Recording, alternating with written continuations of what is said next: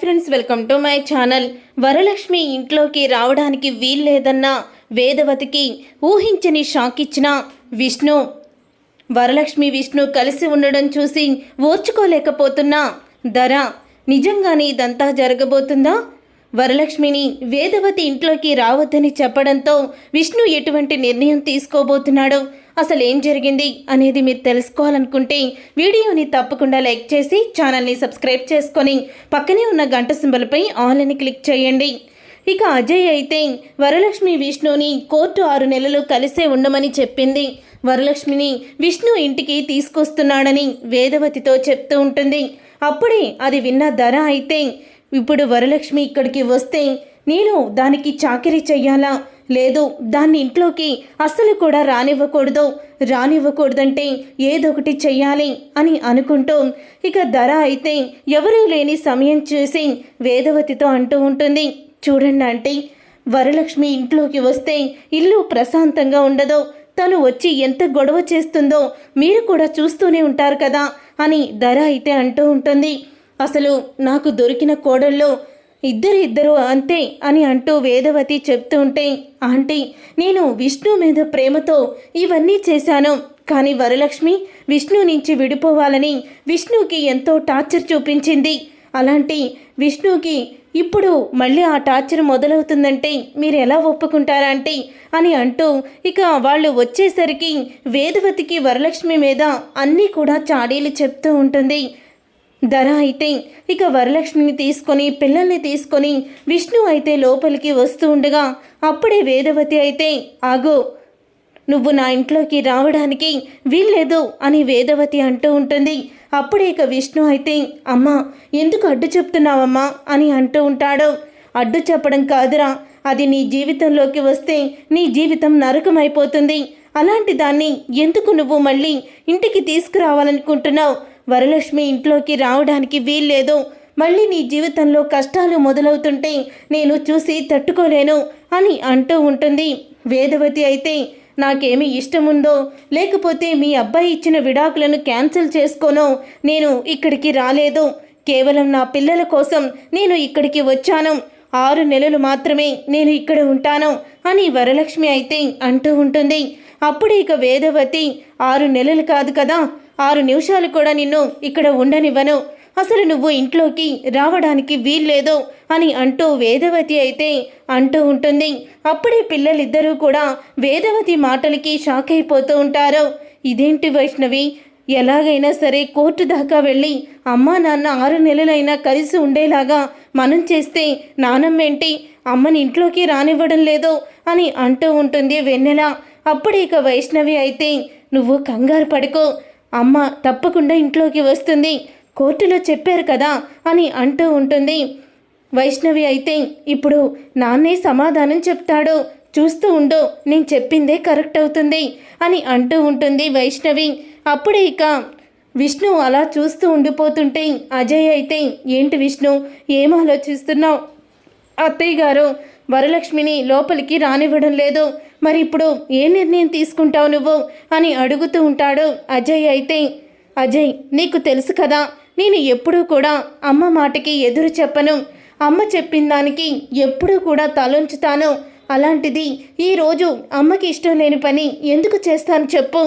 వరలక్ష్మిని ఈ ఇంట్లోకి రానివ్వను అని అంటూ విష్ణు అయితే షాక్ ఇస్తాడు. వరలక్ష్మికి పిల్లలకి కూడా, అదేంట్రా, కోర్టు మీ ఇద్దరు కలిసి ఉండాలని తీర్పిచ్చింది కదా, ఇప్పుడు వరలక్ష్మిని ఇంట్లోకి రానివ్వకపోతే నీ పిల్లలిద్దరూ కూడా వరలక్ష్మితో వాళ్ళు వెళ్ళిపోతారు అని అంటూ ఉంటాడు. అజయ్ అయితే, వరలక్ష్మిని ఈ ఇంట్లోకి రానివ్వనన్నాను, అంతే తప్ప నేను పిల్లల్ని వదులుకుంటానని చెప్పలేదు కదా అని విష్ణు చెప్తూ ఉంటాడు. నీవు ఏం చెప్తున్నావో అర్థం కావటం లేదురా అని విష్ణు అనేసరికి, 1 నిమిషం ఉండండి అని విష్ణు లోపలికైతే వెళ్తాడు. లోపలికి వెళ్ళిన విష్ణు చాలాసేపు బయటకైతే రాడు. విష్ణు, ఇదేంటి బయటికి రావడం లేదు అని అందరూ కూడా బయట ఉండి ఏం జరుగుతుందా అని కంగారు పడుతూ ఉంటారు.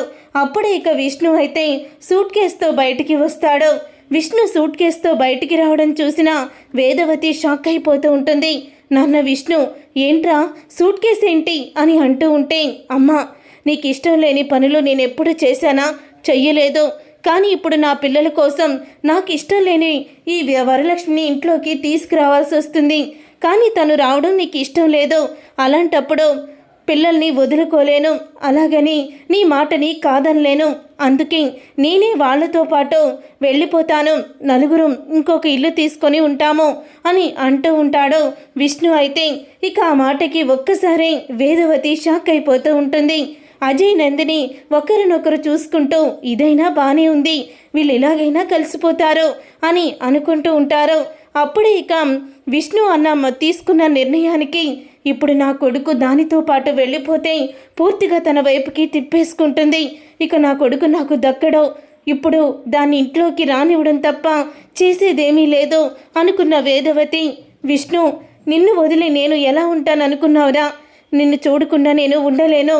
ఆ వరలక్ష్మిని ఇంట్లోకి రమ్మని చెప్పు అని అంటూ ఉంటుంది వేదవతి. అప్పుడే ఇక అందరూ కూడా ఆనందపడుతూ ఉంటారు. నందిని నువ్వు వెళ్ళి హారతి పళ్ళని తీసుకురా అని అంటూ ఉంటాడు అజయ్. అయితే నందిని తనేమన్నా కొత్త కూడలా ఏంటి హారతి ఇచ్చి లోపలికి రమ్మంటానికి అని వేదవతి అంటూ ఉంటుంది. అత్తయ్య గారు, మీరు ఇప్పటి వరకు విష్ణు చెప్పేవన్నీ కూడా విన్నారు కదా, ఇప్పుడు ఉండండి కుదురుగా అని చెప్పి అజయ్ అయితే వేదవతిని మాట్లాడనివ్వడం. నందిని అయితే హారతి కర్పూరం తీసుకువచ్చి ఇక మొత్తం అందరికీ హారతి ఇస్తుంది, దిష్టి తీస్తుంది. లోపలికి పిల్లలతో కలిసి విష్ణు వరలక్ష్మి చెయ్యి పట్టుకొని లోపలికి అడుగు పెడతారు. అది చూసిన ధర అయితే షాక్ అయిపోతూ ఉంటుంది. వరలక్ష్మి, నిన్ను నీకు విష్ణువుకి దూరం చెయ్యాలనుకున్నాను. నా జీవితాన్ని ఎంతో బాగా ఊహించుకున్నాను. కానీ నా జీవితంలో అగాధాన్ని నెట్టి నువ్వు నీ భర్తతో సంతోషంగా గడపాలనుకుంటున్నావా? అది జరగని పని. ఈ ధర ఈ ఇంట్లోనే ఉంటుందన్న సంగతి మర్చిపోయి ఇంట్లోకి అడుగు పెడుతున్నావో చూస్తూ ఉండు, ముందు ముందు నీకు చుక్కలు ఎలా చూపిస్తానో అని అంటూ మనసులో అనుకుంటూ ఉంటుంది ధర. అయితే ఇక ధర మనసులో అనుకుంటూ ఉండంగానే తర్వాత అందరూ కూడా భోజనానికి కూర్చుంటారు.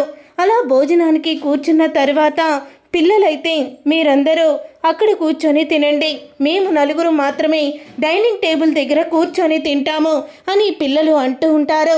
అప్పుడే ఇక విష్ణుని వరలక్ష్మిని మళ్ళీ కూడా తినిపించుకోమని చెప్తారు. రోజు ఏంటమ్మా ఇది అని విష్ణు అంటే, నా కోసం అని వైష్ణవి, నా కోసం అమ్మ అని వెన్నెల ఇద్దరు కూడా వాళ్ళిద్దరూ తినిపించుకునేలా చేస్తారు. అలా నలుగురు కూడా చాలా సరదాగా సంతోషంగా ఉండడం చూసిన ధర అయితే కళ్ళల్లో నిప్పులు పోసుకుంటుంది. అప్పుడే అజయ్ అంటూ ఉంటాడు, నందిని మీ విష్ణు అన్నయ్య కుటుంబానికి సాయంత్రం పడుకునేటప్పుడు దిష్టి తీసి అవతల పాడి ఎంతమంది చెడ్డకళ్ళు పడ్డాయో అని అజయ్ అంటూ ఉంటాడు. అది విని ధర అయితే కోపంగా చూస్తుంది అజయ్ వంక. చూసారుగా ఫ్రెండ్స్, రాబోయే కథలో ఖచ్చితంగా ఇలాగే జరగబోతుంది. మరి ఇలాగే జరగాలని మీరైతే కోరుకుంటున్నారా? అయితే వీడియోని తప్పకుండా లైక్ చేయండి, షేర్ చేయండి, కామెంట్ చేయండి. వంటలక్క సీరియల్ అప్కమింగ్ ఎపిసోడ్స్ని టీవీలో కన్నా ముందుగా చూడాలనుకుంటున్నారా? అయితే వెంటనే ఛానల్ని సబ్స్క్రైబ్ చేసుకొని పక్కనే ఉన్న గంట సింబల్పై ఆల్ అని క్లిక్ చేయండి. అప్పుడే మేము పెట్టే ప్రతి వీడియో మీరు మిస్ కాకుండా చూసేయవచ్చు.